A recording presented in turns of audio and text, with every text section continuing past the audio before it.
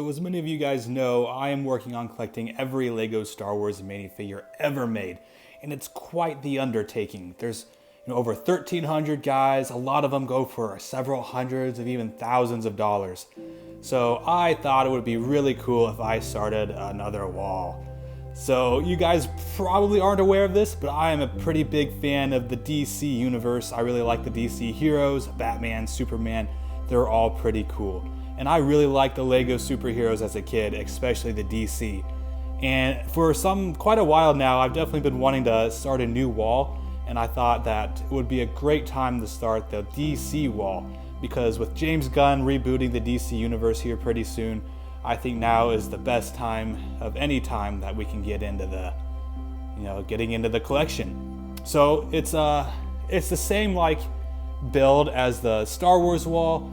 It's a lot smaller, of course. This time we've got 3 by 5, so 15 of the 32 by 32 gray base plates. And these are, of course, those knockoff ones. They're not legit LEGO, but they are substantially cheaper than buying actual LEGO, so that helps my wallet a little bit.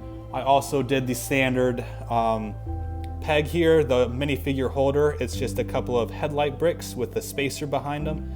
I kept the lavender spacer, so the Star Wars guys, they got lavender spacer in there.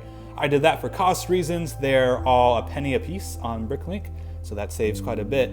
And then the sand green, not only are they cheap on Bricklink, but they are also a different color from the Star Wars, so it kind of makes it its own little wall as well.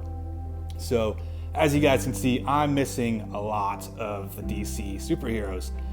There's about 440 on the wall, or 440 spaces, 440 guys to collect.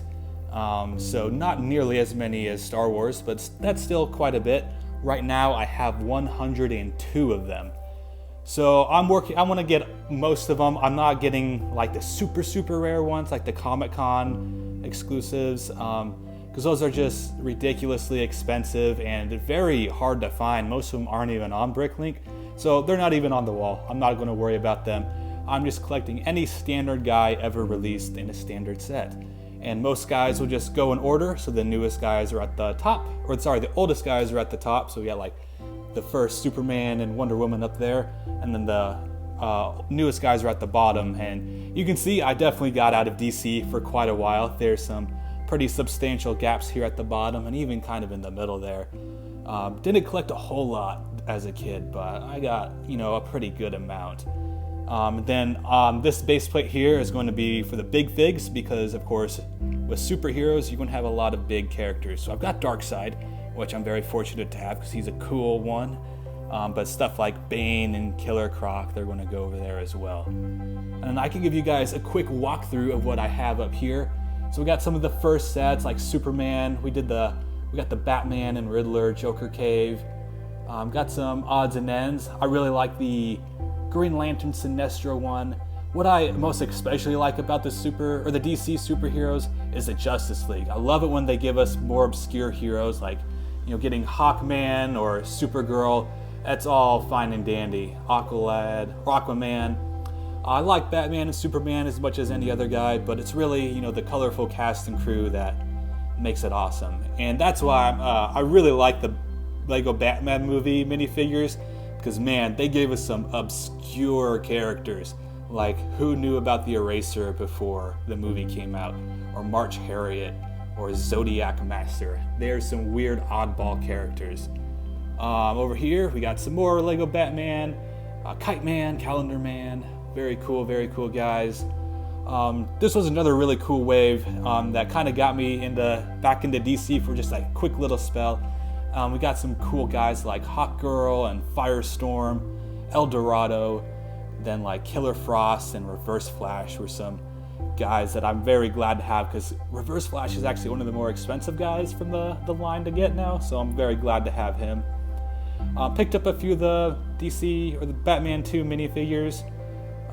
Those were pretty cool. I got like Clock King. Down here, I managed to pick these guys up recently at a store, the DC superhero minifigure series. So I got a few of them, like Aquaman and Sinestro. Over here is just a few more odds and ends. Oh, and this wall is going to include like the Dimensions minifigures. We got like Starfire there. It's going to include the Lego Movie and Lego Batman movie stuff. So just anything that has DC superheroes, anything of that is going to be on this wall. So I'm very, very excited to get more guys on here, and it'll give me, you know, something when I'm buying these Bricklink hauls, like a few $5 minifigures again. It'll be nice because I'm pretty much out of those for Star Wars. Anything for them is going to be $10 and up now, which kind of stinks. So it'll be nice to be able to pick up cheap minifigures again. And without further ado, I will see you all next time.